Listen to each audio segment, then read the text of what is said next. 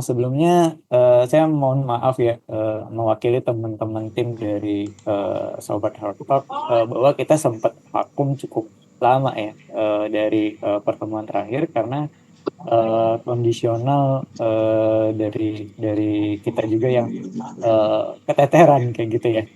Keteteran malah kitanya minta minta minta maaf sama narasumber gitu ya. Akhirnya di schedule ulang kayak gitu ya. Nah, akhirnya malam ini kita alhamdulillah bisa bertemu kembali apa di Hard Talk seperti biasa. Semoga insya Allah ke depannya tetap jalan ya, tetap jalan kitanya. Nah, malam ini kita kedatangan Mas Adi Cipta. Nah, Mas Adi Cipta ini menurutku keren banget ya. Kalau aku sendiri tuh udah menganggap Mas Adi Cipta adalah bapaknya board game gitu. Karena selalu mengeluarkan hal-hal yang baru kayak gitu ya, yang membuat interest. Nah, dari kemarin manteng-mantengin IG-nya Mas Adi tuh kalau sobat-sobat follow IG-nya Mas Adi Adi Cipta Playground ya Mas ya. Betul, Eh, Mas. nah di situ awalnya Mas Adi munculin koin. Nah ini koin ini apa nih? Koin ini akan menjadi apa? Nah tiba-tiba kemarin minggu lalu ya Mas ya kalau nggak salah, tiba-tiba Mas Iya, Adi iya. langsung Bless, wah ini akhirnya langsung tak kita undang aja Mas Adi untuk berbagi dan sharing-sharing. Nah tapi sebelum kita mulai seperti biasa eh, saya minta tolong sobat-sobat untuk open cam dulu, kita dokumentasi screenshot bareng. Silakan Baiklah, ya, silakan teman-teman yang open cam, kita akan screenshot bareng. eh Silakan. Mau pose kalau yang di Palembang mau pose pakai jari-jari boleh nggak apa-apa. Ini nggak ada kaitannya dengan pilkada dan lain-lain ya. Di Palembang pilkada 27 jadi nggak ada kaitannya. Jadi silakan pakai pose apapun. Oke, oke cek. Udah? Oke, saya ambil ya. eh Satu, dua, tiga. Oke, bentar saya cek dulu.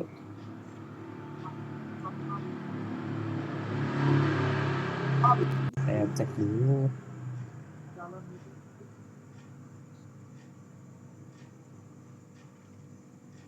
Oke, satu kali lagi. Satu, dua, tiga. Oke, terima kasih sobat-sobat semuanya. eh Baiklah, kita mulai kelas kita malam ini. Eh, untuk selanjutnya saya akan mendampingi Mas Adi. Eh, ini udah ini ya Mas, saya open ya kalau untuk share screen udah bisa.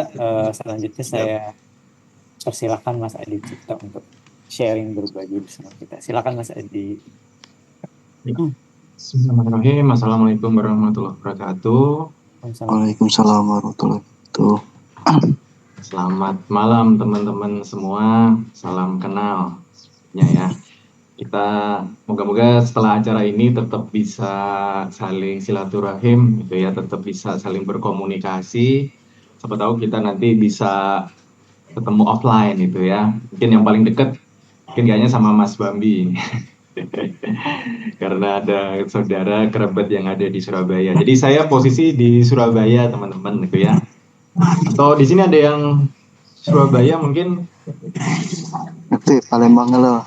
Palembang semua. Enggak semuanya sih. Ini ada Nggak beberapa semua. teman-teman apa yang dari ini ada Mas Gila dari Pati.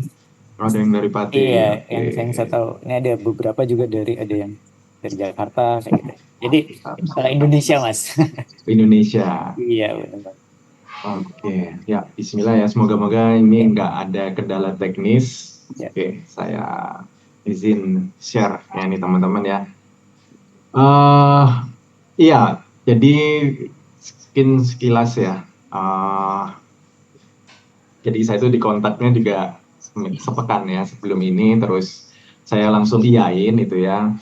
Saya iyain itu karena memang kebetulan itu ya, ini rencananya akan rilis di bulan Desember itu ya teman-teman. Jadi insya Allah, tapi kita akhir bulan ini pakai pre-order itu ya. Jadi kita pre-order cetak terbatas 300 box gitu ya.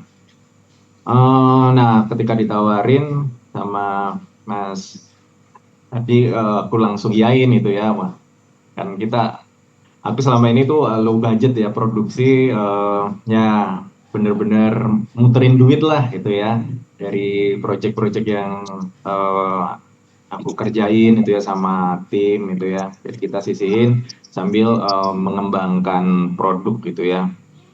Nah, memang tadi udah panjang ya Pak. Saya tuh kalau dicari di komik juga ya ada dikit itu ya bikin, ada di beberapa media game. Awalnya saya video game ya sebelum ke board game.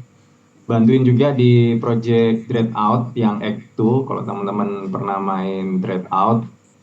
Di kita ngerjain beberapa aset dan animasi Dreadout yang Act 2 itu ya. Itu terus kita juga support beberapa proyeknya Agate kalau teman-teman pernah tahu ya, salah satu ini ya Indonesia game developer terbesar juga ya di Indonesia saat ini. Ya itu sih mungkin beberapa ya project yang mungkin bisa saya share ya di dunia digital. Saya juga bikin beberapa IP video game. Nah sebenarnya perjalanan dari berbagai media dan akhirnya ke board game itu juga suatu bentuk riset gitu ya. Saya dari dulu penasaran ya ini intellectual property roadmap di Indonesia ini kan jalannya berliku gitu ya. Mungkin nggak bisa disamain kayak di negara-negara lain itu ya, di Korea Selatan atau di Jepang gitu ya, atau India atau Singapura, Malaysia, yang mungkin Indonesia harus bergerilya gitu ya. Nah, oke. Jadi ceritanya 2015 saya bikin board game itu ya. Alhamdulillah waktu itu yang awalnya pengen cuman belajar ikutan workshopnya, terus malah alhamdulillah gitu ya, dapat ya Allah kasih jalan ya jadi juara pertama waktu itu. Nah hadiahnya itu selain, nah mungkin terlihat di situ ya, ada duit juara satu 15 juta, tapi sebenarnya yang diharapkan itu adalah publikasinya itu ya. Nah, karena penyelenggaranya adalah grup Kompas Gramedia, jadi semua juara satu 2 3 harapan satu 2 3 itu dipublish, dicetak masing-masing itu 1000 box. Nah, kita tuh karena juara satu, juara dua itu batch pertama yang rilis. Nah, itu ceritanya. Nah, senengnya karena Kompas yang rilis, mereka punya dana yang dapat dikatakan ini ya optimal ya, karena mereka kan salah satu grup media terbesar ya Indonesia juga ya. Jadi dipasang di beberapa ini ya jalan protokol di Jakarta ya, mungkin kalau kita pasang iklan sendiri perharinya udah berapa ratus juta itu ya tahun 2015 itu ya, dan masuk di Kompas itu satu halaman penuh gitu ya. Nah itu totalitas dari pihak Kompas, dan itu menjadi satu milestone industri board game di Indonesia gitu ya, dan berakselerasi sangat cepat ya hingga saat ini. Saya nggak punya data detailnya, tapi dari ada asosiasinya namanya Asosiasi Pegiat Industri Board Game Indonesia. Mungkin sama ya kalau ada yang digital itu Asosiasi Game Indonesia atau AGI, kalau yang board game APBGI. Jadi terpisah itu ya, karena masing-masing industrinya raksasa juga itu ya.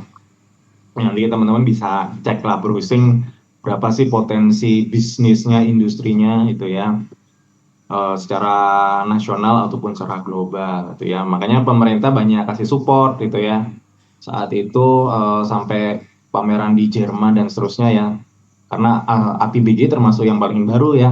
Mungkin yang paling tua untuk di industri kreatif setahu saya itu Ainaki itu ya, yang bersentuhan dengan industri kreatif. Nah, kurang lebih seperti itu.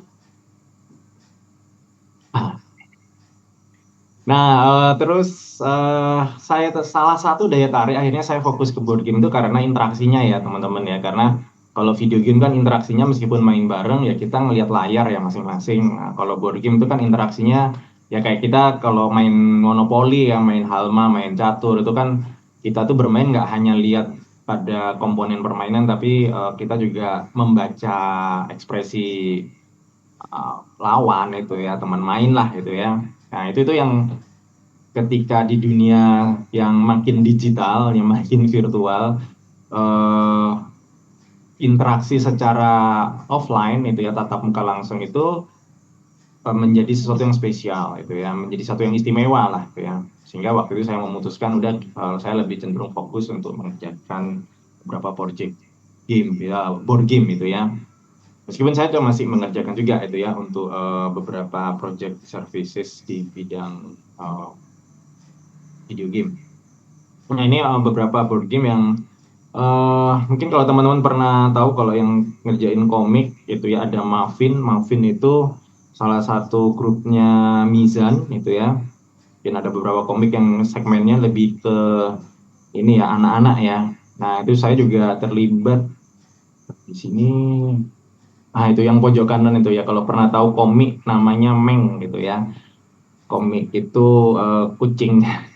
Cuman pada waktu itu momennya memang menjelang pandemi itu ya, dan terus akhirnya ya mereka udah hire secara profesional ya, kita udah dibayar dan seterusnya, ngerjain aset dan seterusnya, cuman nggak sampai rilis itu ya waktu itu ya, ya udah deh gitu ya. Jadi sayang sekali, padahal lucu ya itu gamenya. Udah kita ini yang ngerjain, terus ada beberapa saya ngerjain project dari McDonald waktu itu masih sebelum Israel ya. Beda cerita kalau mungkin waktu itu udah sudah terjadi ini ya, eh, ini ya, serangan di bulan Oktober itu ya. Jadi waktu itu project sebelum itu, jadi saya ngerjain projectnya McDonald untuk board game gitu ya. Dan ada beberapa project lainnya gitu ya, dengan beberapa foundation itu ya. Kurang lebih seperti itulah teman-teman gitu ya. Oke, mungkin saya akan jelasin ya latar belakang singkat ya nih, ya mungkin moga-moga bisa menjadi insight juga, karena saya melihat mungkin jalur game yang saya bikin itu lebih arahnya gimana game itu sebagai solusi ya, bukan, karena ada juga yang jalur game yang memang mainstream itu ke entertainment, tapi kalau saya lebih ke edukasi itu ya, apalagi sekarang pihak government, Kementerian Pendidikan dan Menengah ya, Kemendik apa sekarang itu sih, nggak, Dasmen itu yang menengah, pendidikan dasar menengah ya. Itu fokus ke deep learning ya. Ini deep learning ini saya pertama bingung, deep learning wah ini mau diajarin AI atau gimana itu ya. Karena kan deep learning itu bagian dari AI ya, ada AI terus machine learning, dalamnya machine learning ada deep learning gitu ya. Saya kira itu ya, oh ternyata deep learning ini pembelajarannya itu ya. Jadi di dalam deep learning itu ada meaningful learning, ada apa ya, mindful learning, sama satunya joyful learning. Teman-teman kalau bisa search itu, nah pemerintah tuh lagi menggalakkan metode ya, dia bukan kurikulum ya, jadi sering salah kaprah dianggap sebagai kurikulum pengganti Merdeka Belajar. Oke, nah Indonesia ini awal mulanya, nah ini tadi ya kenapa saya bikin game ini, karena peringkat Indonesia itu secara literasi teman-teman kita itu peringkat paling rendah itu ya. Kita masih di atas Filipina tapi di bawah Thailand. Ini skor. Jadi literasi itu ada lembaga surveinya teman-teman, namanya PISA.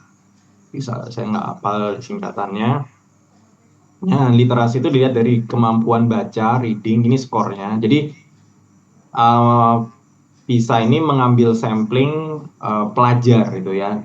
Kalau nggak salah SMP sampai SMA. Itu di sampling, dikasih assignment, kasih tugas lah, disurvei lah gitu ya, kemampuan bacanya, matematikanya, sama sains gitu ya. Nah, keluarlah skor rata-ratanya gitu ya. Ini teman-teman bisa search lah metode, bentuk contoh soalnya gimana dan seterusnya. Nah, pelajar kita itu rata-rata skornya di 337 dari 600 gitu ya. Jadi ya begitulah teman-teman itu ya. Jadi kenapa kok marak judi online, terus banyak yang terjerat pinjaman online itu ya. dan banyak hal lah terkait keuangan. Karena fundamental untuk bisa memahami literasi keuangan itu harus kemampuan baca dan matematika, ya nggak perlu sains. Jadi kalau mau pinter keuangan, akuntansi itu harus kemampuannya selesai dulu di reading dan mathematics. Ibaratnya pondasi rumah, kalau pondasi rumahnya nggak kuat ya roboh gitulah. Ya, bisa dibayangin ya teman-teman ya.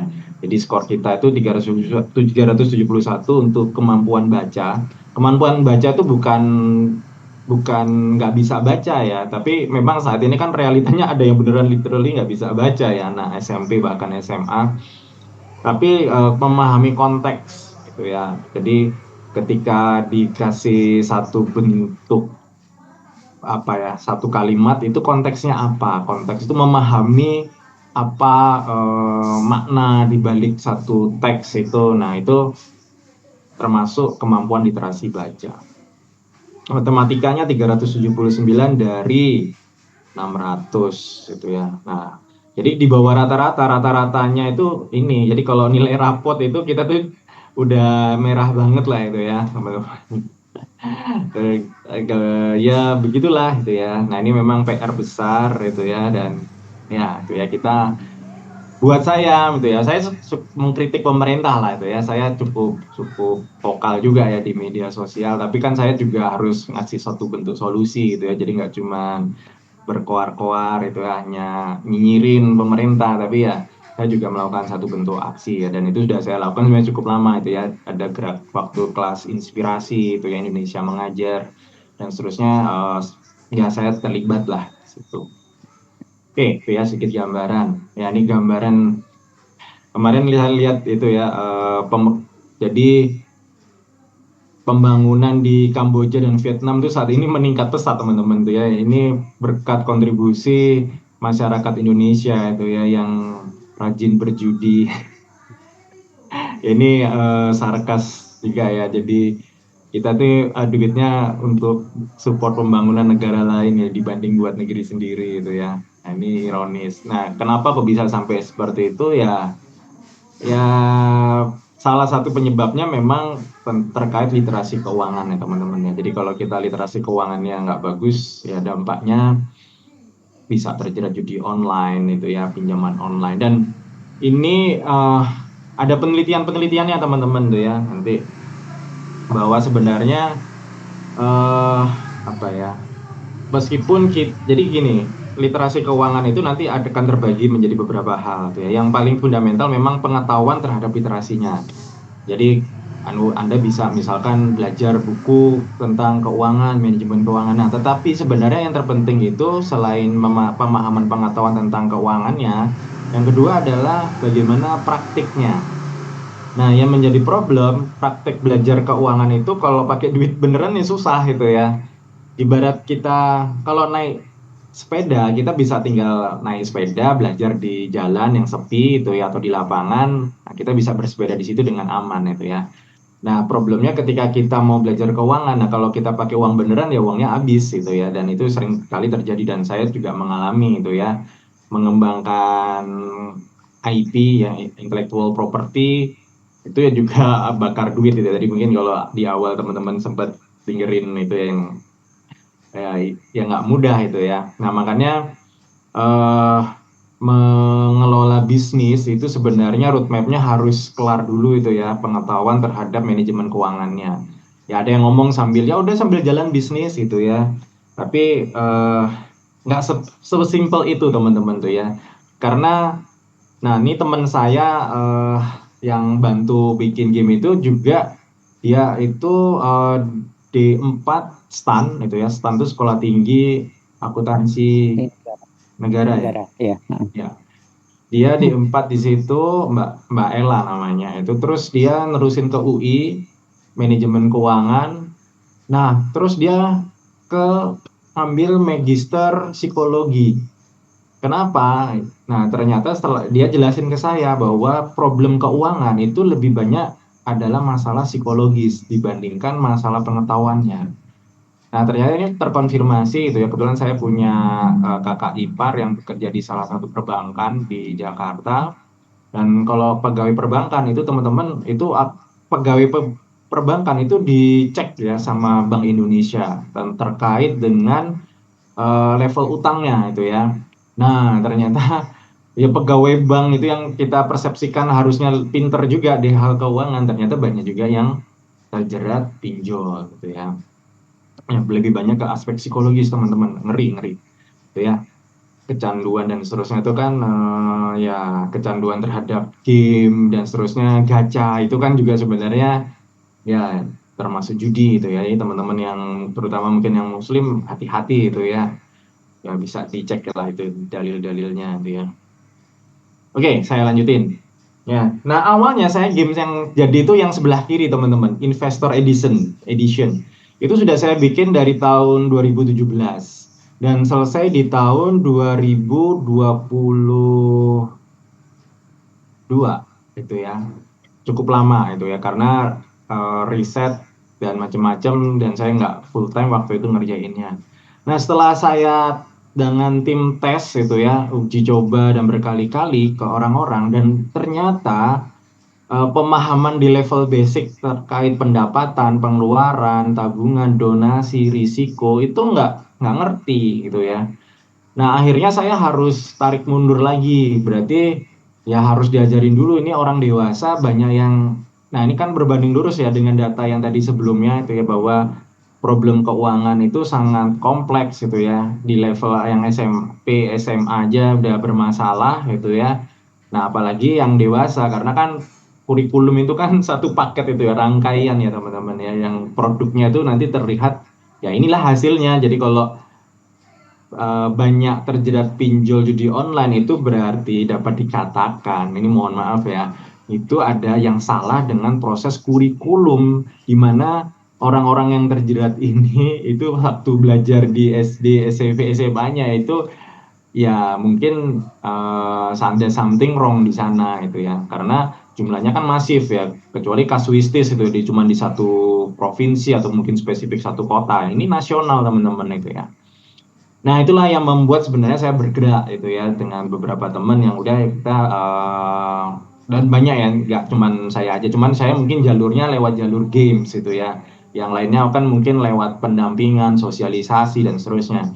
Karena saya kemampuan saya ada lebih banyak di game design, ya udah saya lewat jalur game design. Kurang lebih seperti itu.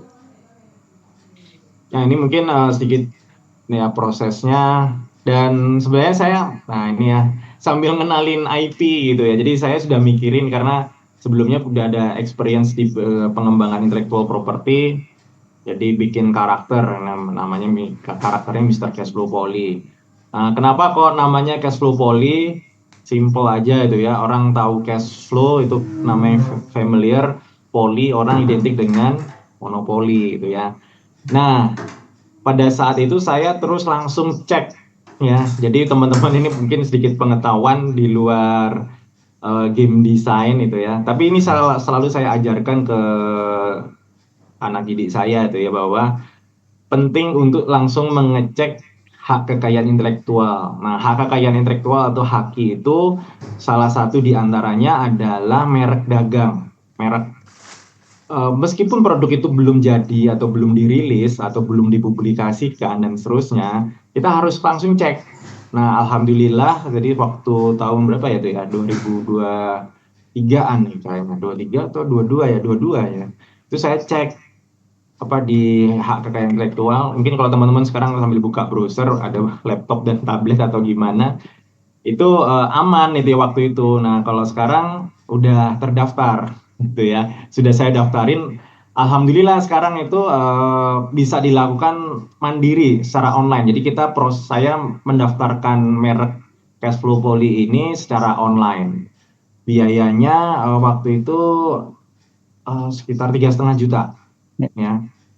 Dan prosesnya jadi bertahap, ada proses review itu ya, review secara penamaan dan seterusnya sampai tanda tangan kepala biro apa, waduh berlapis-lapis lah itu sampai pengumuman. Yang lama itu pengumuman.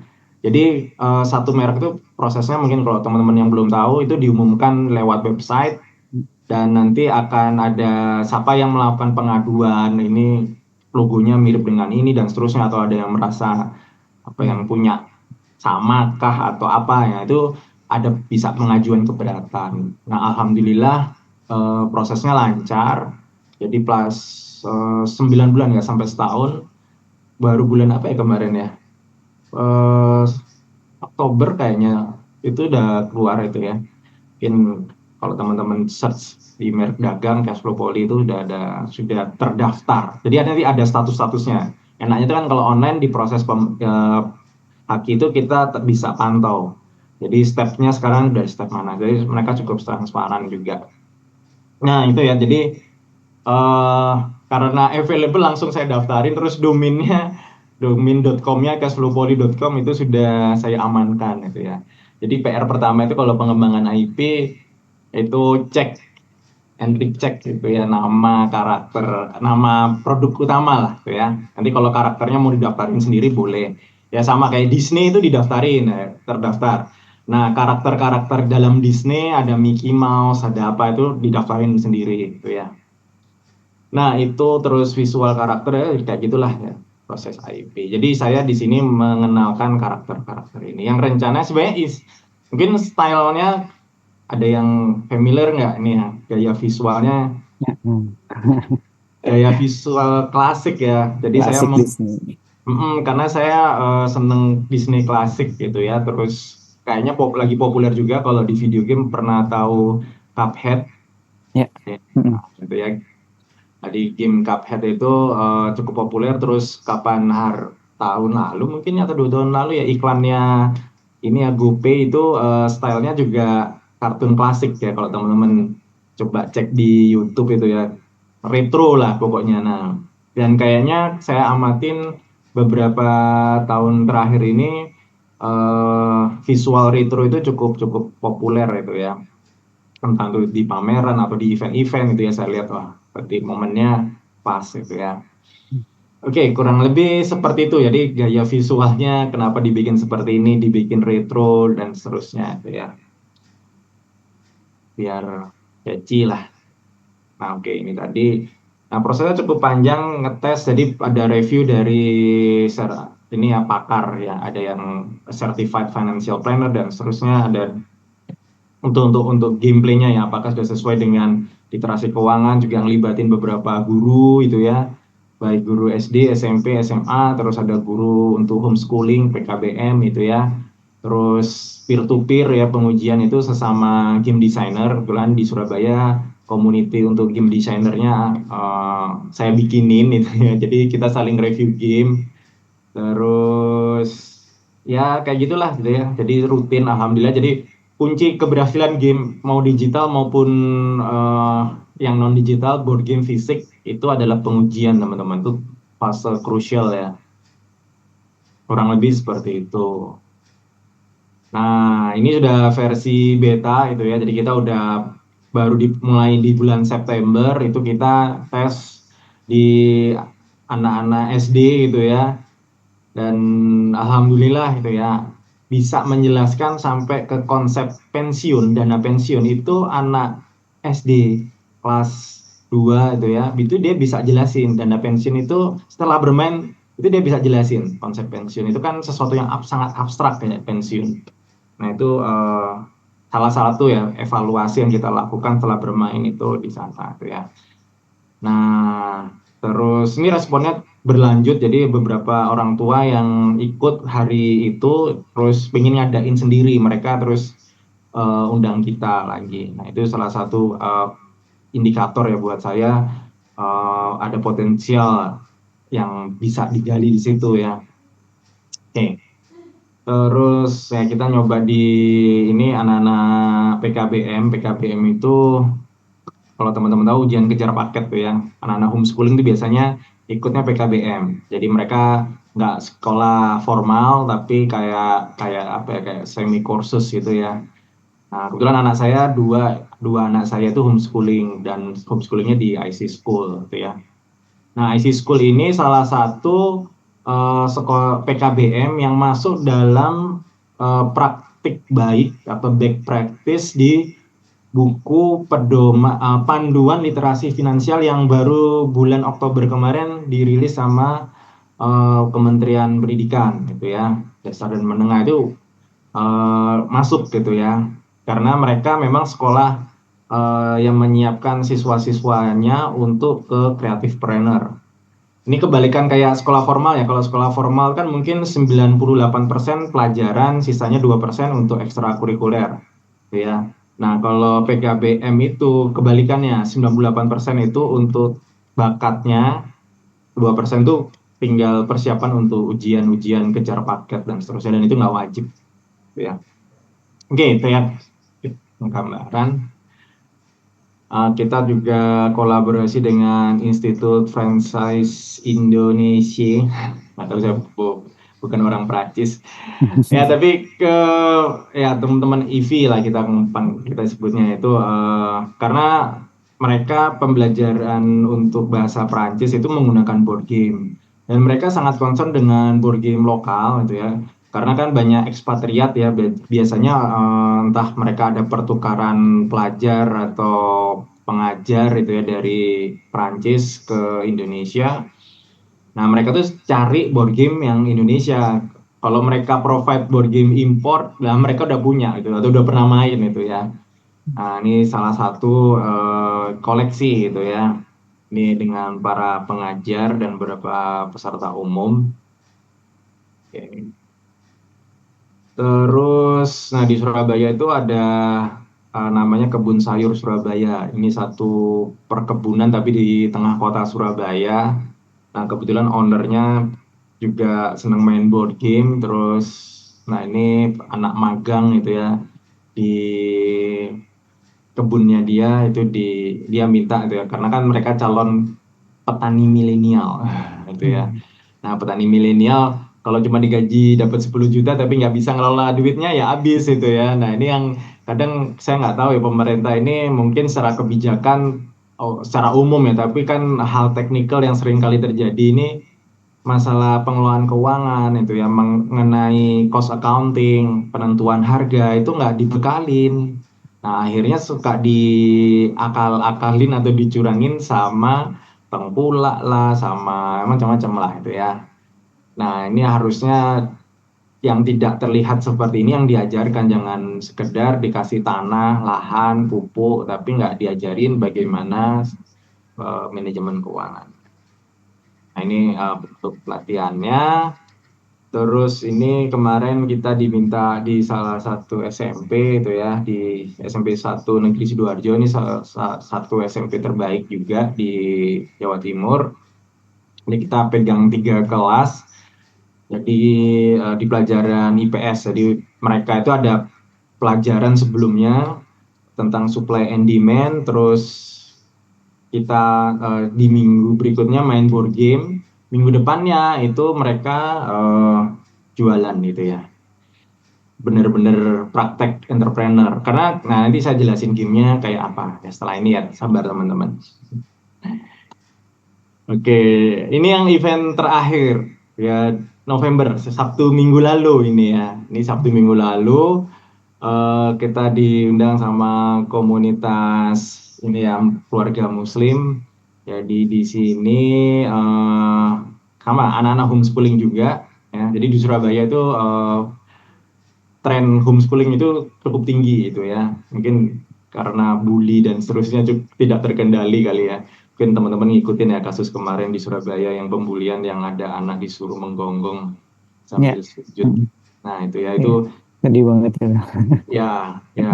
Jadi banyak orang tua yang akhirnya memilih homeschooling itu ya daripada sekolah formal. Jadi homeschooling itu jangan dipikirkan nanti wah pergaulannya gimana. Pergaulannya tepat lebih cair ya, karena homeschooling itu kan konsepnya tidak ada sekat itu ya, sekat umur, sekat kelas dan seterusnya.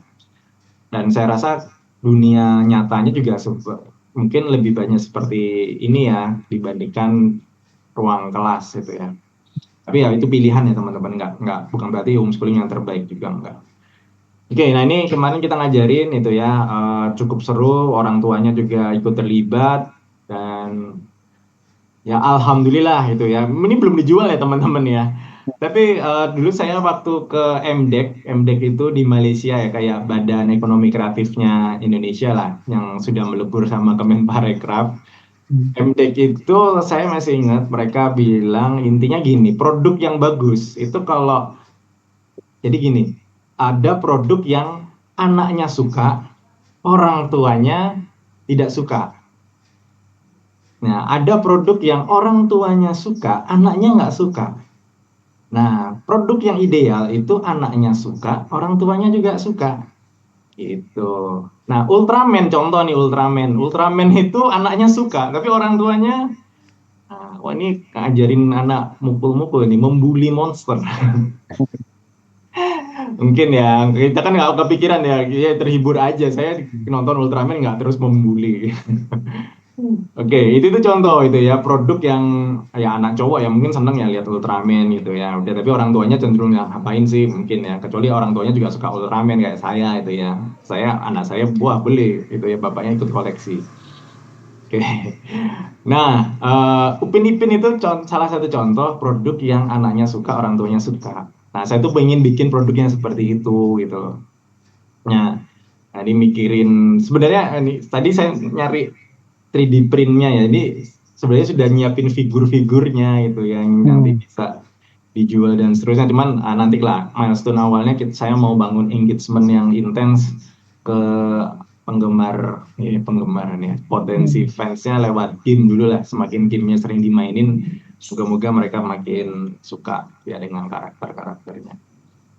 Oke, nah kurang lebih seperti itu. Ini beberapa hasil survei yang waktu yang sebelumnya tadi ya, yang di SMP ini kita kasih kuesioner di 130 siswa. Nah ini hasilnya kurang lebih itu ya. Jadi ya ini penggunaan media board game Cashflow membuat belajar keuangan menjadi menyenangkan. Nah, skornya eh, mendekati 5 lah tuh ya. 4,43 sangat setuju, di atas 7. Terus penggunaan board game ini membuat keuangan mudah dipahami 4,01. Ini skala Likert ya teman-teman ya 1 sampai 5 itu ya. Terus media board game sulit dimainkan. Nah ini dibalik gitu ya. Apakah mereka memang kalau asal ngisi jawaban kan mereka ini ya. Jadi kalau ini semakin kecil semakin bagus. Hmm. Ya tidak setuju. Cenderung netral. Gitu ya. Media board game cashflow membuat materi keuangan menjadi membingungkan. Ini cenderung tidak setuju mendekati netral. Ya. Nah, jadi riset ini riset awal sebelum riset kedua itu ya. Ini yang dilakukan sama Kak Ella yang sedang tadi ada saya cerita dia orang keuangan finance yang akhirnya ngambil ke psikologi gitu ya. Hmm. Terus ini beberapa feedback gitu ya, yang pada nanya kapan rilis dan seterusnya gitu ya. Oke, nah, ini visualnya. Kalau ada yang pernah main game saya yang Warung Wars, nah ini pengembangan game dari Warung Wars itu ya teman-teman ya. Jadi seperti itu. Ya nanti ada, nah saya juga mengenalkan beberapa alternatif pendanaan yang sekarang berkembang kayak pinjaman syariah, asuransi syariah gitu ya. Hmm. Jadi ya kurang lebih seperti itu. Kenalin juga konsep risiko, kenapa kok perlu asuransi dan seterusnya ya. Jadi kurang lebih seperti itu. Nah ini karena saya seorang pengajar yang juga belajar tentang taksonomi, mungkin buat sebagian teman-teman itu yang mungkin kuliah atau ya mungkin anak SMA ya tahu ya pasti tentang kalau dosen, nah kayak Mas Bambi itu ya pasti ngerti lah ini ya. Jadi ini sampai level apa sih pembelajarannya di dalam game ya. Nah memang tantangannya kalau di game itu seringkali dipersepsikan kalau game edukasi funnya nggak ada itu ya. Nah itu tantangan itu memang. Nanti kita bahas lah. Nah ini yang menarik ini faktor kejutan itu ya. Ketika saya menjelaskan permainan ini, persepsinya awal itu bahwa pemain yang uangnya banyak yang menang. Nah, ternyata bukan. Ya, justru yang menang adalah yang paling bahagia.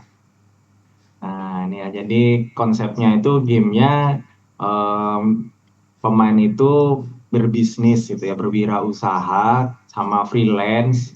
Nah, untuk apa ngumpulin poin kebahagiaan. Nah, gimana poin kebahagiaannya? Nah, itu beberapa orang tua tuh langsung, nah ini faktor yang tadi kalau saya ditanya misalkan gimana cara membuat orang tua itu suka sama produk yang anak suka. Nah, kan kita harus tahu ya formulanya ya. Anak sukanya gimana, orang tua sukanya gimana. Nah, jadi wait, tak, oh, lompat beberapa slide ini aja deh.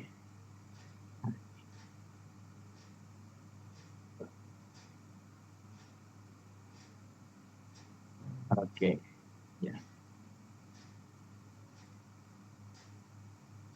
Oke,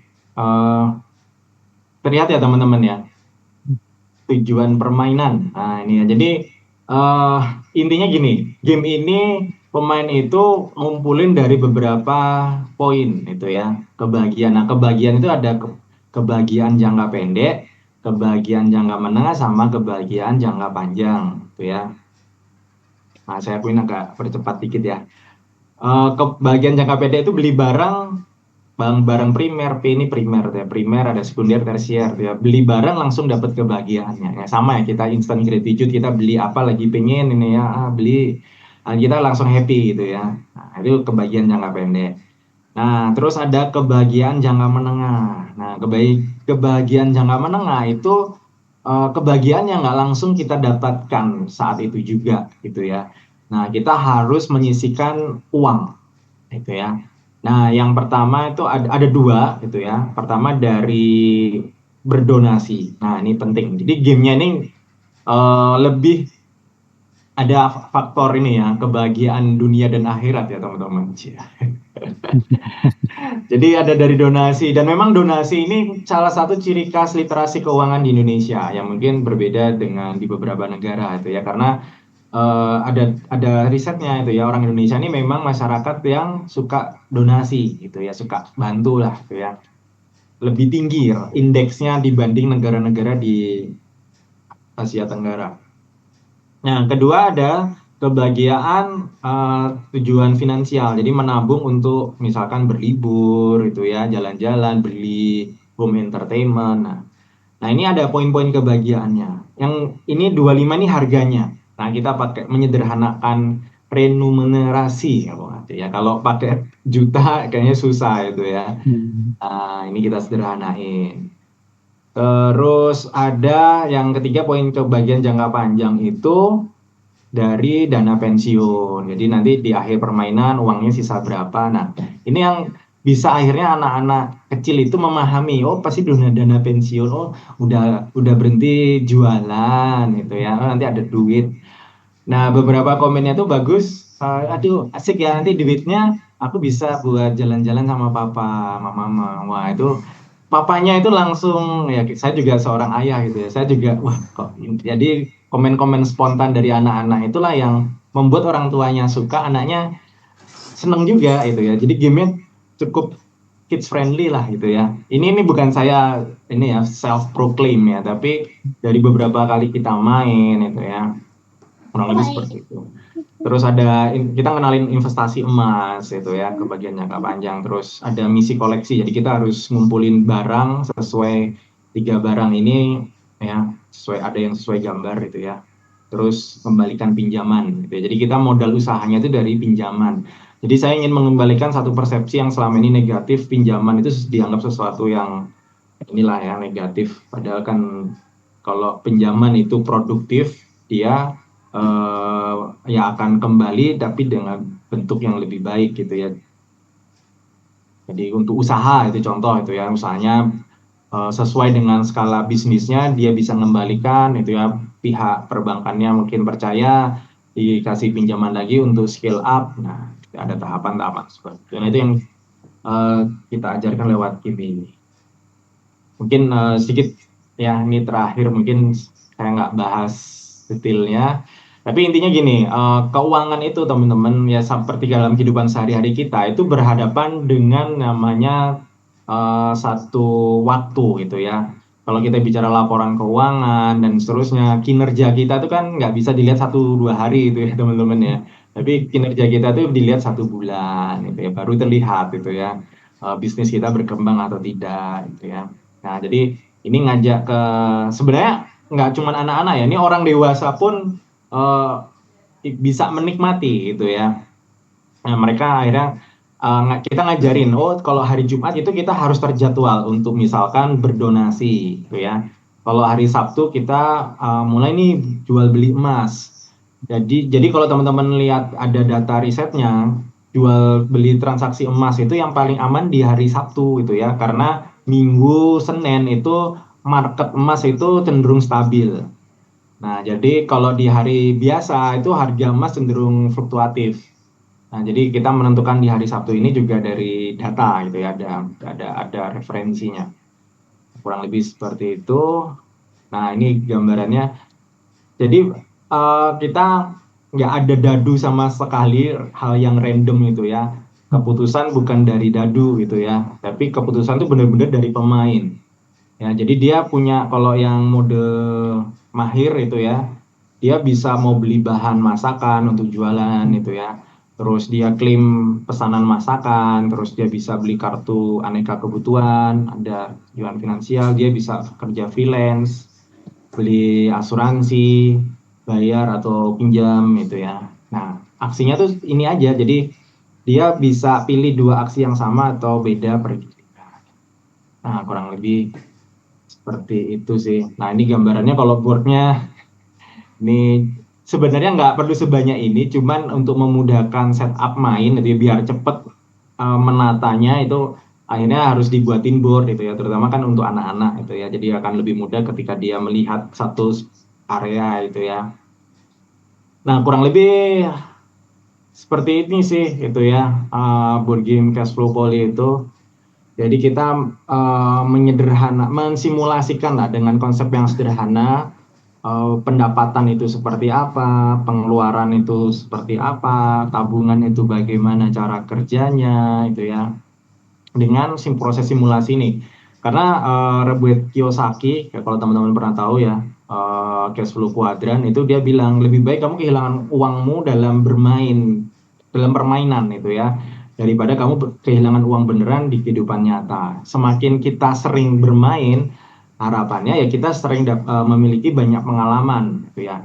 Ini berbanding lurus dengan apa yang kita lakukan jadi teman-teman itu ya. Jadi kita waktu main pertama dan main kedua itu skill keahlian pemainnya itu improve gitu ya. Jadi pengalaman bermain sebelumnya itu membuat dia semakin wise dalam mengambil keputusan apa yang dia harus lakukan dulu. Biasanya main-main di awal pada ini pusing harus segera ngelunasi utang. Padahal kita tuh bisa ngelunasi utang dengan waktu tertentu itu ya, nggak harus di minggu pertama. Minggu pertama kita fokus cari duit dulu itu ya, nanti baru di minggu ketiga atau minggu keempat baru ngelunasi. Dan itu yang dilakukan oleh anak-anak itu ya. Bayangin sejak dini anak-anak itu mempunyai pengetahuan, bukan sekedar pengetahuan tapi juga skill ya. Karena kalau sebatas pengetahuan dia nggak dipakai ya lupa ya. Tapi skill kayak kita bersepeda ya kita nggak akan pernah lupa gitu ya. Bagaimana kita bersepeda yang baik. Lebih seperti itu. Ya mungkin itu dulu aja sih buat pengantar. Saya lebih senang tanya jawab begini teman-teman diskusi. Saya kembalikan ke. Oke, terima kasih banyak Mas Adi. Keren banget ini ya. Apalagi kalau misalnya ya khususnya ya teman-teman yang akademisi, kalau di apa ya kurikulum Merdeka itu kan lebih banyak ini ya pengaplikasian untuk media pembelajaran kayak gitu kan. Nah ini mungkin Betul. salah satunya treatment dan trik ya apa sobat-sobat untuk memberikan pemahaman khususnya bukan hanya literasi keuangan aja tapi tadi tuh ada psikologi gitu, pengambilan keputusan kayak itu yang amat sangat diperlukan anak-anak ya, khususnya anak-anak usia dini sekarang udah kritis-kritis banget kayak gitu ya. Jadi itu yang ini. Oke, sobat-sobat, ada yang ingin bertanya boleh silakan raise hand atau open mic langsung. Eh, saya persilakan. Ada yang mau bertanya? Saya cek juga di kolom komentar. Oh ini ada Mas Faisal bilang bahwa skrip saya pernah bikin game. Terus ada juga ini dari Darminto. Nah, boleh tanya usaha supaya maju, bagaimana caranya ya? Gitu Mas. Gimana Mas, bisa diulang Jadi usaha? eh, boleh tanya Oh, ini tentang usaha supaya maju, bagaimana caranya ya? usaha supaya maju. Ah, Mungkin kalau secara basic keuangan ya. Jadi mungkin teman-teman, background saya sebenarnya ini ya, saya ini orang accounting gitu ya, dan mengajar di bidang akuntansi sebenarnya kurang lebih hampir 20 tahun. Yang saya pelajari itu ya, kalau saya sederhanakan, mungkin jadi kalau bisnis itu mau maju, nah kita harus punya secara clear yang dimaksud dengan maju ini apa gitu ya. Mungkin yang dimaksud ada bisa maju secara finansial, atau ada aspek bahwa maju itu juga faktor non finansial gitu ya. Nanti itu di declare gitu ya. Kalau yang finansial mungkin secara umum bisnis sama itu ya. Mungkin bisa dilihat dari jumlah omsetnya, terus mungkin dari apa pendapatan bersih gitu ya setelah pajak itu, peningkatan dari setiap tahun ya, kalau bulan mungkin atau semester lah ya, kalau mau mungkin agak lebih pendek itu ada peningkatan. Nah, kita harus tahu itu ya, makanya kenapa kok perlu belajar akuntansi, perlu mencatat. Nah, di board game ini sebenarnya ngajarin mencatat sebenarnya teman-teman. Jadi sebentar, mungkin ada slide. Eh, ada jadi nanti ada lembar akuntansi sederhananya yang itu anak kecil bisa ngisi, anak SMP bisa, SD bisa gitu ya. Nah, sesuatu yang kita catat apapun ya, kayak sepak bola, bayangin kemarin kita main sepak bola Indonesia Jepang terus skornya nggak dicatat. Gimana pemain kita akan semangat ngejar itu ya, Ya. lah ini nggak dicatat itu ya, apa Hmm. yang mau dikejar ya. Sederhananya mungkin seperti itu ya.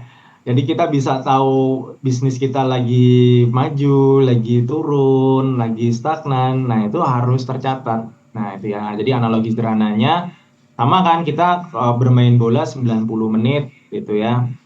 45 menit kali dua, babak satu, babak kedua, kalau belum sampai target gitu ya, harus ada perpanjangan waktu dan seterusnya. Nah, kurang lebih sama kan dalam bisnis itu juga seperti itu.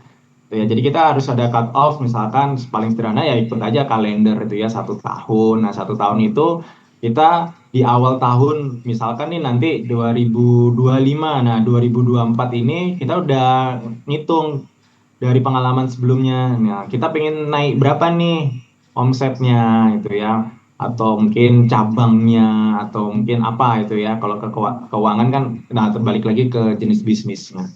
Mungkin seperti itu ya. Jadi kita tahu setahun itu bisa melakukan apa. Jadi breakdown lagi strateginya ya. Sama kan sepak bola cuma lebih singkat itu ya, dalam 2 kali 45 strateginya gimana ini itu ya, lawan mainnya gimana itu kan di awal masih membaca itu ya strategi lawan itu ya. Ya kurang lebih seperti itu lah kayak sepak bola. Jadi kita harus catat semuanya itu ya, dan bagaimana memahami akhirnya konsumen dan seterusnya lah, itu nanti detail strategi eksekusinya. Itu Mas. Siap, siap, siap. Ya, benar sekali kata Mas Adi, apalagi khususnya kalau sobat-sobat yang di jurusan akuntansi itu nggak lepas dari tiap hari mencatat gitu ya. Jadi akhirnya kita karena repetisi mencatat itu akhirnya terulang, terulang, terulang, terulang gitu Iya. ya. Apalagi kalau literasi keuangan 1 rupiah pun dihitung gitu ya. Mau dibilang pelit atau apa, pokoknya dicatat gitu ya. Iya, iya, Jadi iya. itu yang jadi proses yang tadi dibilang sama Mas Adi, pengeluaran dan pemasukan itu tercatat gitu ya. Oke, ya ini berikutnya ada lagi Mas dari eh, Bunda si Biang Lala. Dalam board game ini apakah ada solusi bagi mereka yang bangkrut atau kadung terjerat pinjol dan lain-lain Kak? Nah, Iya. Jadi kalau di game ini misalkan ya, kadang kadang gini, di minggu pertama fokus berdonasi atau beli macam-macam sampai lupa itu ya. Nah, ada kesempatan justru gini, seringkali kita kalau terjerat pinjaman, nah pinjam lagi tapi pinjamannya yang untuk produktif. Nah, di dalam game ini tuh diajarin kayak gitu. Jadi dan ini udah dipraktekkan ya dan diajarkan juga. Jadi ketika dia ada yang salah lah dalam penjualannya, nah dia terus pinjam lagi. Nah justru pinjam lagi itu untuk bisa berjualan lagi dan melunasi utang-utangnya, gitu ya. Selama utang itu adalah utang untuk usaha, maka sebenarnya ada potensi kans yang bagus. Nah, utang yang jelek itu kan utang ini ya konsumtif ya teman-teman ya. Utang yang itu untuk kebutuhan hidup sehari-hari dan seterusnya ya, bukan untuk men-scale up atau meleverage itu ya pendapatan kita. Jadi utang itu nggak kalau kita tahu dan pahami dengan baik itu sebenarnya tidak akan jadi masalah tuh ya. Mungkin nah tantangannya mungkin banyak ya terkait riba dan seterusnya. Nah, teman-teman ada kok sekarang solusi kayak bank syariah itu ya, ada koperasi syariah itu ya yang secara ijabnya itu nanti kita bisa pelajari lah. Nah, kalau dan sekarang sudah ada banyak tools ya kayak AI yang kita bisa tanya itu ya mungkin bagaimana hukum ribanya dan seterusnya itu saya nggak menguasai ya teman-teman. Kebetulan Bu Ita Guntari, advisor kita dalam mengembangkan board game ini, beliau juga perencana keuangan syariah dan banyak ngasih insight juga ke kami itu ya. Tapi di game ini nggak serumit yang dibayangkan di realnya ya teman-teman ya. Cuman gini, jadi belajar mengambil keputusan itu harus dipelajari dan dipraktekkan. Nggak bisa kita cuman oh ya nanti yang saya sampaikan ini oh bisa dipahami, tapi ketika bermain dan mengambil keputusan itu bukan hal yang mudah.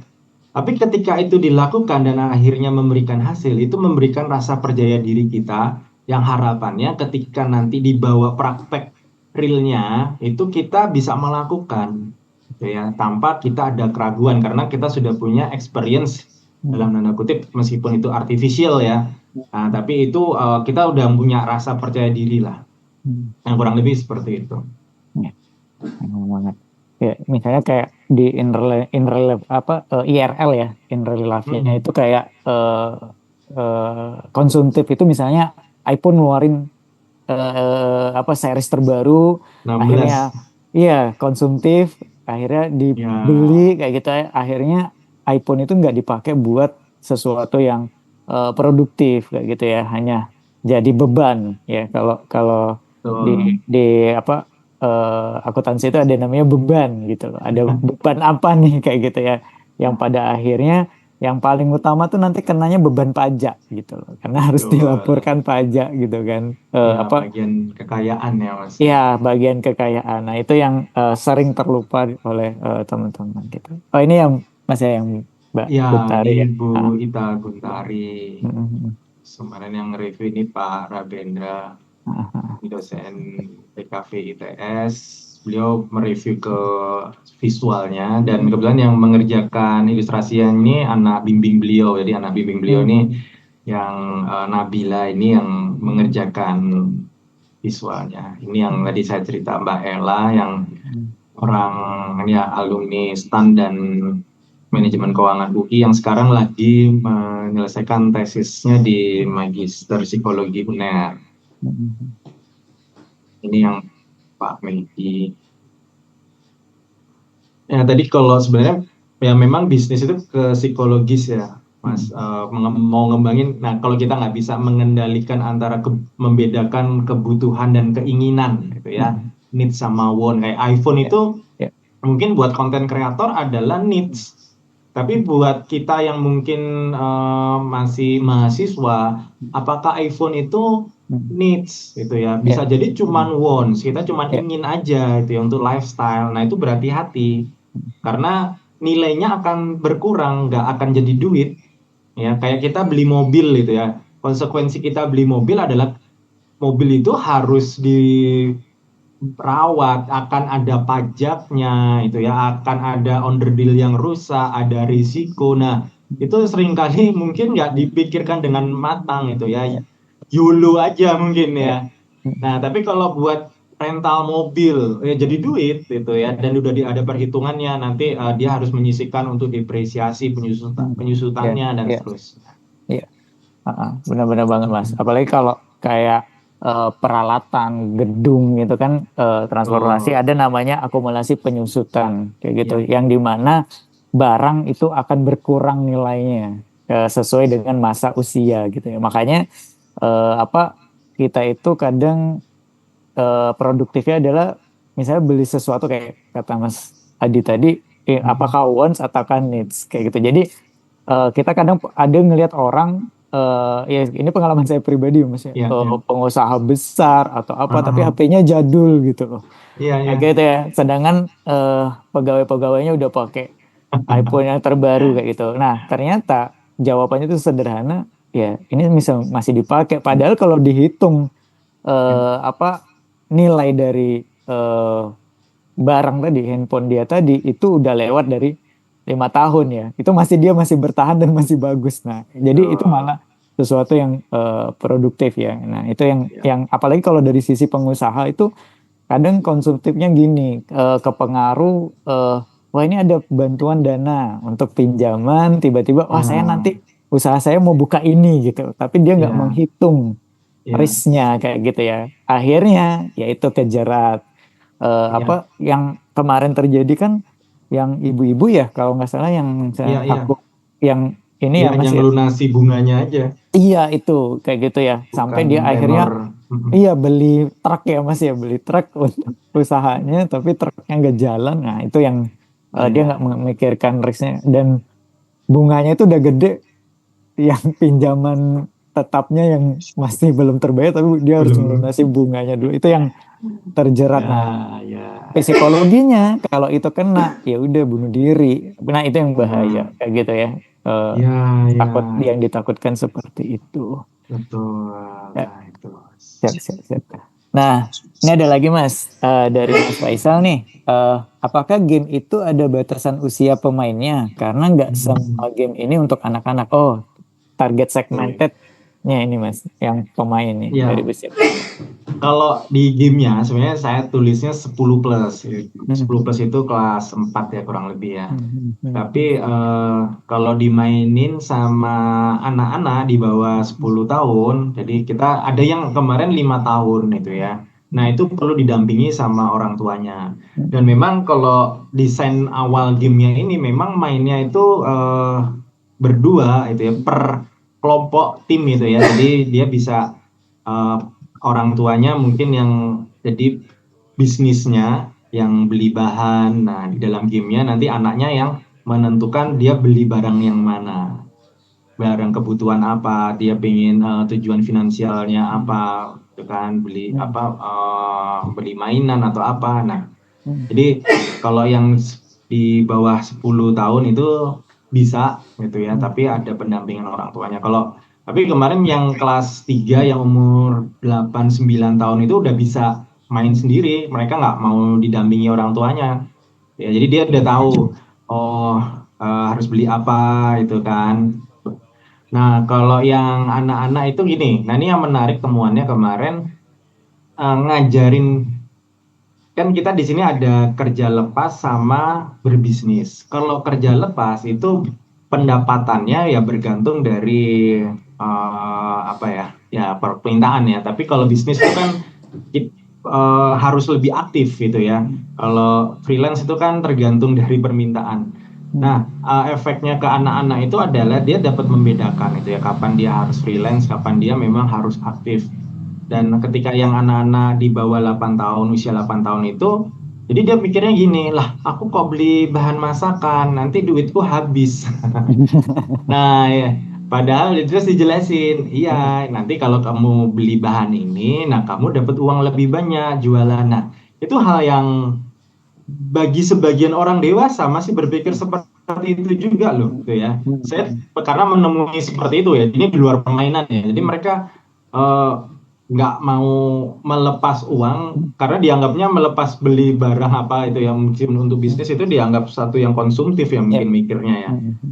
Nah, hal-hal yang temuan-temuan seperti ini kan kalau kita bisa identifikasi sejak dini, itu kan lebih baik gitu ya. Oh, ternyata dengan bisnis kita bisa mengakumulasi lah gitu ya, memutar duit jadi berapa kali lipatnya itu, Mas. Iya, bener banget tuh. Ya kadang eh, anak di bawah 10 tahun tuh malah memberikan sudut pandang ya untuk kita yang dewasa kayak gitu ya. Kadang oh Ya, iya benar juga ya kayak gitu. Kalau beli terus uangnya habis gitu ya, kayak gitu ya. Jadi apa? Dia jadi jawabannya adalah perlunya pendampingan ya Mas ya untuk anak-anak yang di bawah 10 ya, tahun. ya, ya, ya.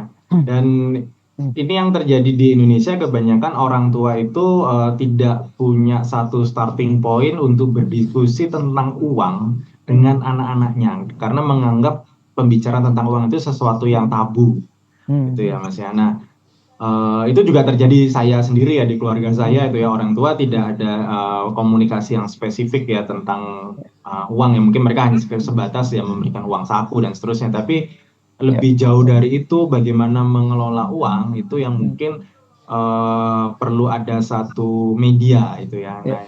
Nah, ini bisa dijadikan sebagai satu media diskusi itu ya, Ya. baik orang tua dengan anaknya dan anak itu bertanya dengan orang tuanya. Jadi ada ya sekalian bonding gitu ya, Ya. sekalian diskusi gitu ya. Saya rasa itu yang mungkin juga, kan katanya sekarang banyak yang kita itu fatherless country gitu. Ya, benar banget Mas. Gitu, Mas. Ya. Kalau apa hal-hal yang seperti itu ya. Jadi eh, setidaknya ya di lingkungan terdekat dulu akhirnya terjadi diskusi ya. Apalagi Betul. dengan apa kemajuan teknologi ini kadang diskusi dan komunikasi di antara keluarga sendiri itu yang Ya, ya, semakin lama semakin berkurang kayak gitu ya. Jadi Mas. apa ya kita lihat aja sih kalau kemarin tuh ada aku lihat di YouTube ya ada artis dengan anaknya gitu kan. Ya anaknya Hmm. dipejel-pejelin dan cukup kaget anak SMA 5 juta dia minta Oh iya, ya, saya per tahu minggu. itu. Wah itu apa ya entah konten atau apa si anaknya jawab hitung-hitungan salah salah itu entah itu konten atau apa tapi yang di boldnya itu adalah wah ini 5 juta buat apa gitu loh dia dia Iya, sebulan iya, 5 juta iya. aja udah ya kalau aku mikirnya gini Mas kalau dari sudut tinggal di Palembang itu udah lebih dari gaji UMR gitu loh Yang di udah Jakarta aja udah cukup lumayan itu. iya makanya itu jadi dia nggak ngapa-ngapain cuman pergi sekolah Iya, iya, doang dan itu banyak terjadi. Jadi, iya nah, itu ya. pendidikan literasi keuangan itu bukan berarti kita mampu, terus kita, nah, akhirnya kan memanjakan ya. Dan itu sebenarnya berdampak Ya, kurang, ya kita bukan mendoakan yang negatif ya, tapi ya. bisa berdampak buruk di masa depannya dia. Oke. Ya, ini ada Berapa? Iya, ya. Pak Nora atau Bu Nora mau Berapa itu ya? bertanya kah? Berapa tadi? Gimana ya Kayaknya nomor gue emang? cek. Kayaknya gue cek. Ah, nah, Yayan tuh di Sawang itu. Oke. Nah, eh, selanjutnya Mas ini dari eh, Kak Rosmawar gitu. Manfaat main game ini berarti bisa mengelola keuangan ya Pak. Bisa dijelaskan secara detail Pak hubungannya keuangan dengan game. Karena saya masih kurang paham. Nah, mungkin Hmm. spesifikalinya Mas.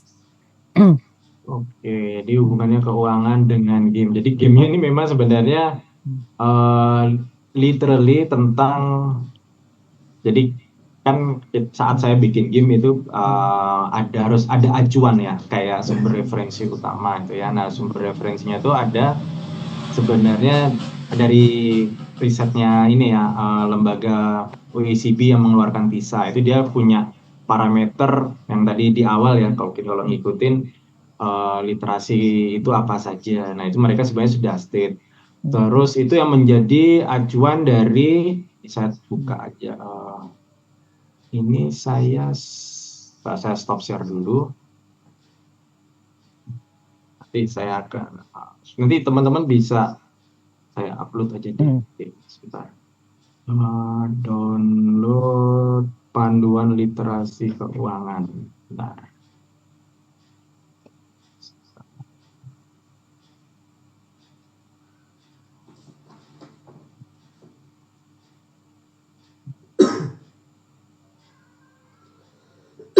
Nah, ini.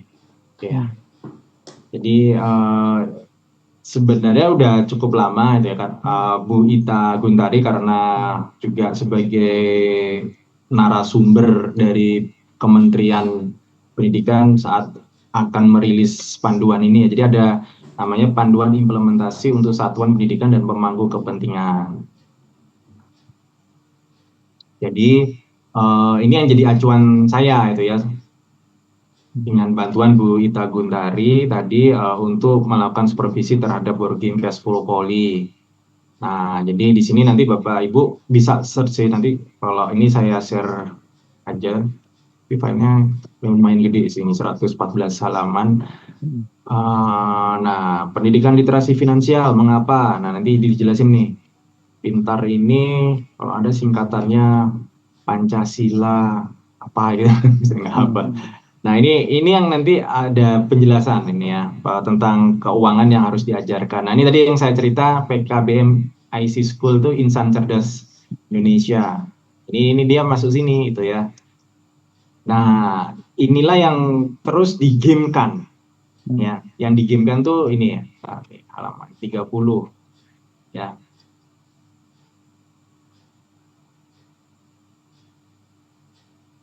Jadi kalau teman-teman nanti mau bikin game apa itu tentu pendidikan itu ya.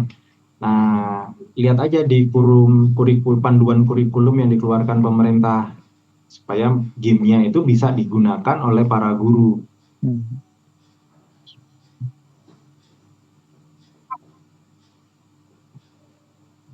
Nah, ini ya memperoleh penghasilan.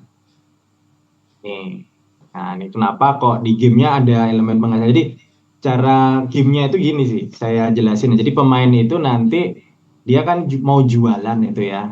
Nah, dia jualan itu dia harus tahu mau jualan apa, masakan apa, gitu ya. Ini saya sambil buka slide-nya lagi ya. Oke.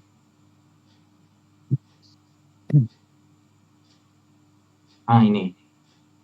Ya, mungkin teman-teman bisa ngelihat. Jadi misalkan nih, saya mau masak namanya, ini masakan Surabaya ya, kalau mungkin yang pernah Surabaya pernah tahu masakan namanya semanggi Surabaya. Nah, kalau dia bisa jualan masakan ini ya, dia itu dapat duit 15 gitu ya. Let's say 15 itu 15.000 ya.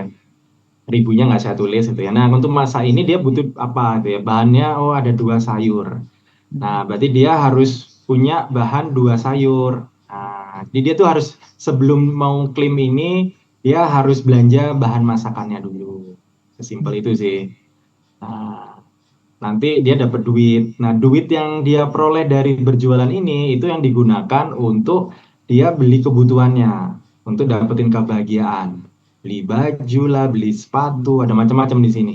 Ada kebutuhan primernya anak sekolah ya. Nanti kebutuhan sekunder itu misalkan sepeda itu ya, terus tablet gitu ya. Nanti kebutuhan tersier mungkin lebih ke mainan dan seterusnya gitu ya. Nah, anak-anak itu diajarkan melakukan skala prioritas. Jadi uang yang diperoleh dari orang tuanya atau dia sendiri itu ya, dalam hal ini itu ya. Nah, uangnya itu digunakan untuk konsumsi ini. Nah, ini sesuai dengan apa yang ada di pedoman ini. Jadi kalau Bapak, Ibu atau teman-teman pakai board game cash flow poly itu insya Allah sudah sesuai ini gitu ya. Nah, jadi setelah main itu akan memahami, oh ternyata penghasilan itu seperti ini. Seringkali kan kita memahami penghasilan waktu saya masih SD, SMP, SMA itu cuma ngafalin itu ya, nggak praktek. Nah, game itu mengajak kita berpraktek tanpa sebelum ke realnya, itu ya. Kan sekarang sudah mulai banyak ya proyek SMP yang kewirausahaan. Nah, sebelum real kewirausahaannya disimulasikan dulu dalam bentuk game. Nah, supaya bridging antara dari konsep ke prakteknya. Nah, game itu bisa jadi solusi di situ, gitu ya. Nah, ini mengelola anggaran, pembelanjaan dan utang. Nah, udah ada ini di Cashflowpoly sudah ada semua, ini teman-teman, gitu ya. Nah, menyisihkan penghasilan ini ya untuk donasi, untuk menabung, untuk dana darurat itu ada di Cashflowpoly. Ini ya, mengelola risiko. Nanti kenapa kita perlu asuransi ya, gitu ya. Karena nanti tiba-tiba ini ada event misalkan sakit harus operasi atau kecelakaan. Ya, jadi mana contohnya? Sebentar. Ini. Ban bocor, biaya kendaraan, bayar 3 koin, bayar ke bank. Nah, bisa ada pilihan mau pakai asuransi kendaraan, atau ya udah saya literally karena asuransinya nggak punya, bayar ke bank. Nah, itu ya. Tapi kalau kita pakai asuransi itu cukup bayar 1 koin aja, itu ya. Nah, tinggal nanti kalau ada peristiwa, ya dia tinggal yang mengcover adalah asuransi, tanpa dia harus keluar biaya. Ini masih kecil, cuma 3 koin, nanti ada yang 6, ada yang 8 koin, gitu ya. Bisa habis itu ya, uangnya bangkrut gara-gara di situ, gitu ya. Nah, tapi itu akan jadi pembelajaran, ya. Jadi anak-anak yang ketika bermain dia berhadapan dengan risiko ini, akhirnya dia belajar, oh ya kenapa kok perlu asuransi, gitu ya. Oh kenapa, oke deh saya nggak butuh asuransi, saya bisa harus ada dana darurat. Nah, jadi insting itu dibangun dengan pengalaman bermain. Bukan dengan, kalau ya seringkali kita dihajar dengan realita kehidupan itu ya. Tapi sebelum dihajar realita kehidupan sebenarnya ya disimulasikan dulu aja di game gitu ya. Kan kasihan juga ya anak-anak itu harus berhadapan dengan risiko-risiko seperti ini ya. Tapi ketika dia diajak dalam bermain, oh ya ya ada ini. Nah ini bisa jadi hal yang diskusi itu ya, memulai diskusi orang tua dengan anak itu ya. Ini menurut saya gamenya tuh di situnya ya. Jadi hubungan antara game dan ininya. Nah, ini Keuangan ya Mas. Iya, ini ya. Ini ya kalau pedoman cuma 4 ini aja sih gitu ya. Ini ada fase dan seterusnya. Itu mungkin semoga terjawab. Siap. Nah, itu nanti ini ya Mas ya. Itu sebenarnya ada di itu ya Mas, di websitenya Kemendikbud ya, buku panduannya. Ada Mas. Nanti atau aku share di WA atau Oh boleh Mas. Jadi biar nanti jadi panduan juga buat sobat-sobat ya nanti aku ya. reshare ulang gitu. Oke. Boleh. Nah, terakhir Mas ini pertanyaan dari Mbak Desi Maula nih. Nah, sebenarnya mungkin dari kita juga udah bertanya-tanya nih. Nah, apakah sudah diperjualbelikan untuk board game-nya Pak? Gitu. Jadi penasaran tuh. Ini insya Allah tadi sudah saya sampaikan di awal. Jadi ini sebenarnya sudah fase dengan pihak percetakan itu ya. Jadi percetakan itu kan gini ya, tantangan kalau membuat board game dibandingkan video game, karena kalau video game kan ya gamenya sudah jadi APK atau jadi exe atau jadi ini ya format untuk diinstal udah selesai gitu ya. Nah kalau board game itu kan kita akan kayak cetak buku lah gitu ya Mas ya.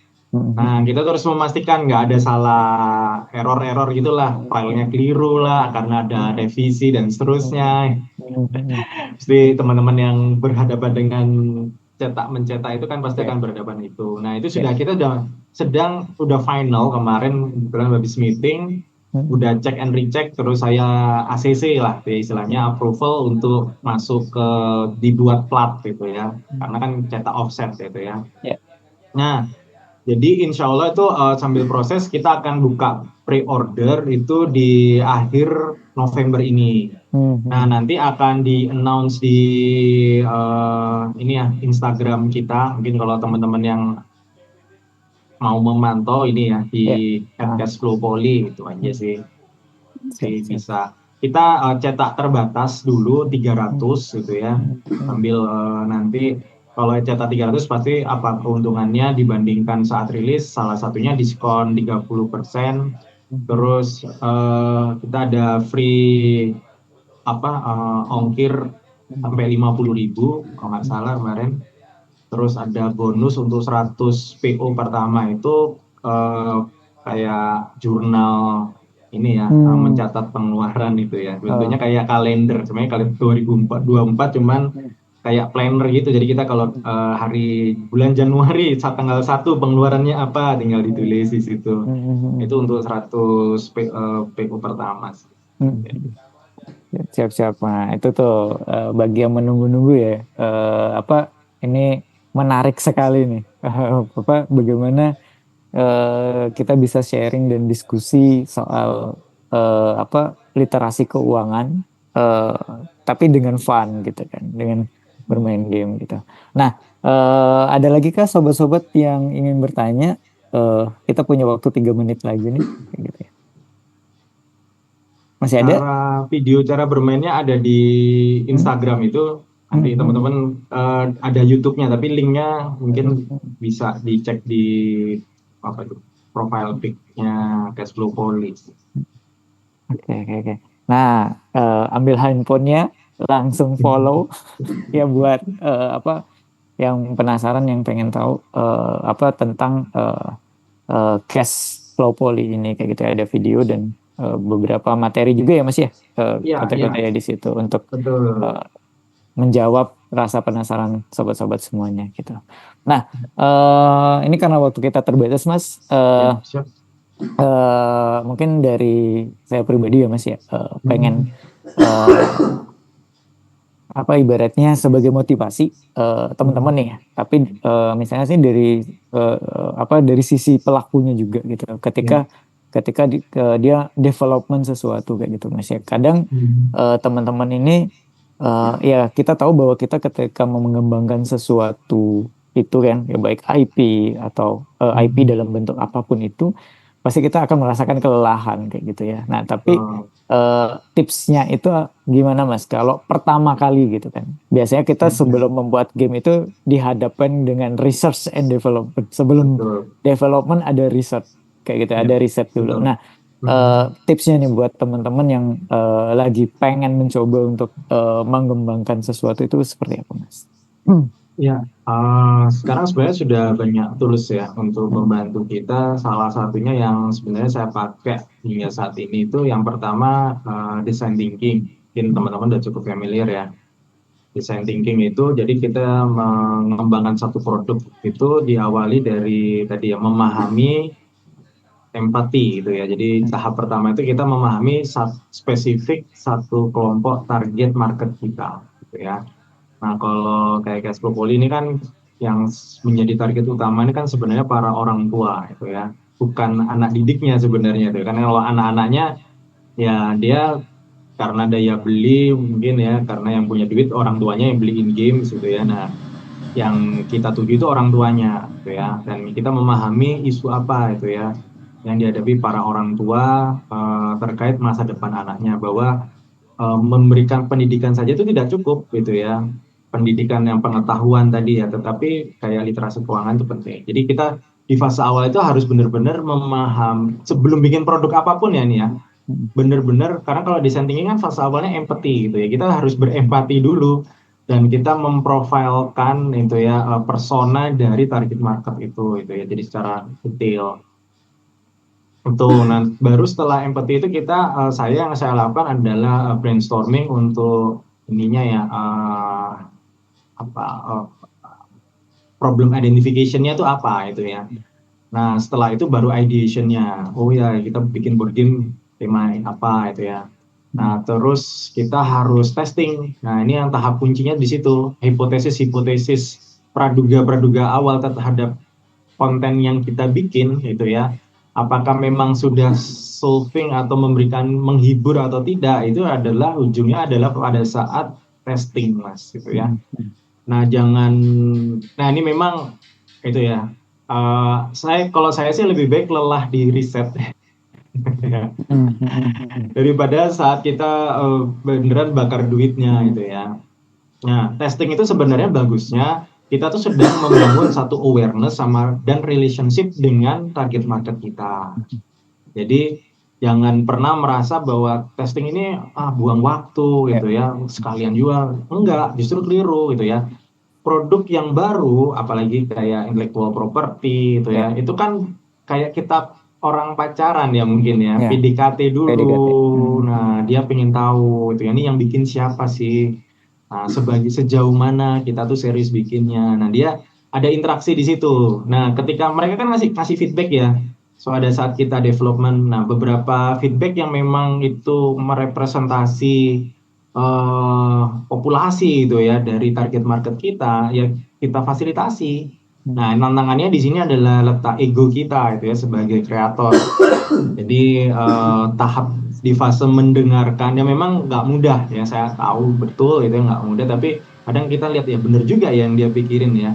Nah, kadang itu kita harus mencoba em, di sepatu mereka lah, sepatu istilahnya itu ya. Ya. Jadi berempati, memahami, oh iya ya, buat mereka itu isunya ini. Jadi saya harus bikin itu gitu ya. Yang mungkin buat kita nggak seret, tapi kan ini produk yang bukan kita pakai sendiri ya mungkin ya. Ya. Nah, yang tinggal ini ya mengatur idealisme dan ini ya antara kebutuhan market Ya. dan keinginan kita. Nah, ini kompromi di situ yang memang itu seninya, nggak ada konsep teorinya. Tapi nanti oke, dites lagi. Jadi proses iterasi atau pengulangan dari build, measure, and learn itu ya istilahnya kalau di startup kan kita bikin, build, measure, kita evaluasi, terus apa di balik itu learn itu kayak kuesioner tadi ya, feedbacknya apa, kita build lagi.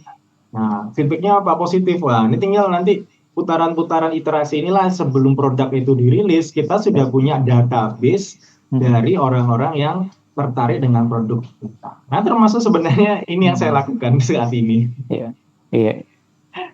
Siap. Ya itu keren banget ya. Sebenarnya kalau apa ya, kebetulan kan saya juga apa ya, awalnya bukan kayak Mas Adi sama Mas Bambi ya yang akademisi juga gitu ya. Tapi pada akhirnya saya belajar sebenarnya apa ya, kita itu ketika yang tadi dijelasin sama Mas Adi di awal tuh yang taksonomi blob itu loh. Itu sebenarnya adalah proses riset kita pertama sebelum level sebuah penciptaan kayak gitu ya. Jadi kita kayak understanding dulu lah di awal kayak gitu ya. Nah, itu yang apa seperti yang kita harus tahu ya, belajar dari beberapa pengalaman teman-teman yang mengembangkan sesuatu, yaitu ketika terlalu cepat ya Mas ya, dan menganggap itu sebuah ideal dan akhirnya langsung rilis tiba-tiba biar amsyong kayak gitu ya. Kadang target utama 5 tahun bermaju untuk bertahan pun susah, akhirnya mati kayak gitu ya. Karena betul banget, Mas. Daripada dipaksa untuk tetap hidup, ya udah matiin aja sekalian dan membuat sebuah yang baru lagi kayak gitu ya, untuk betul. kayak gitu kan, daripada boncos kayak gitu ya. Karena sering banget kejadian kayak gitu. Nah, gitu sih buat terima kasih banyak ya Mas Adi. Mas. Ada yang mau disampaikan lagi? Saya rasa cukup ya, Mas. Yang mungkin tinggal ya kita buat teman-teman yang mungkin tertarik atau berminat sama atau ingin tahu lebih dalam tentang Eswapoli, bisa follow aja di situ ya. Nanti bisa DM dengan saya itu ya. Mungkin kalau mau ngobrol di luar ini ya, kayak diskusi apa sih proses kreatifnya di balik ini, silakan. Saya sangat open gitu ya. Banyak bantu teman-teman yang mahasiswa juga yang tugas akhir tentang board game atau video game, ngobrol-ngobrol itu ya sama saya. Itu aja sih, ini dunianya sudah makin membuka ini ya, kesempatan untuk berinteraksi, jangan ragu itu ya. Saya senang banget nih kasih kesempatan buat sharing ya, itu yang sudah kita kerjakan. Semoga bermanfaat.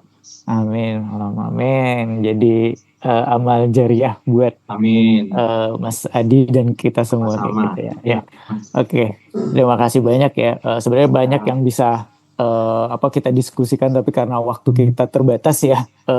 Jadi mungkin nanti next kita bisa jadwalkan lagi ya Mas ya, mungkin. Boleh, silakan. Kabar aja Mas. Ya, siap untuk membahas sesuatu yang lebih spesifik kembali. Oke, terima kasih banyak buat sobat semuanya. Terima kasih banyak Mas Adi Cipta yang udah sharing banyak insight banget ya buat kita, baik dari sisi pelaku, dari sisi akademik, terus juga dari sisi masyarakat umum, bahwa pentingnya ya ketika kita memahami sesuatu dan akhirnya sesuatu itu bisa bermanfaat untuk bukan buat kita sendiri tapi buat orang banyak kayak gitu.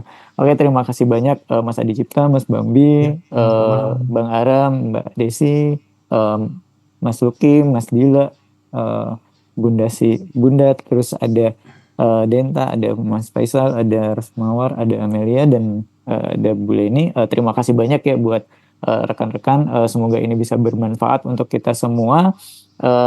Insya Allah kita sehat-sehat dan lancar-lancar. Siapa tahu minggu depan masih tetap bisa bikin kelas kayak gitu ya. Kita diberi kesehatan dan kita bisa bertemu kembali. Dan jangan lupa Hard Talk berbagi cerita. Saya lupa dengan tagline-nya apa. hard talk ini sendiri. Jadi bentar Mas, aku cek dulu. Nanti dimarahin nih sama teman-teman nih. Belajar Karena ada berbagi bersama. iya, belajar berbagi bersama. Terima kasih banyak buat semuanya. Saya akhiri. Assalamualaikum warahmatullahi wabarakatuh. Selamat istirahat semuanya. Terima kasih. Recording stopped. Ya, terima kasih semuanya.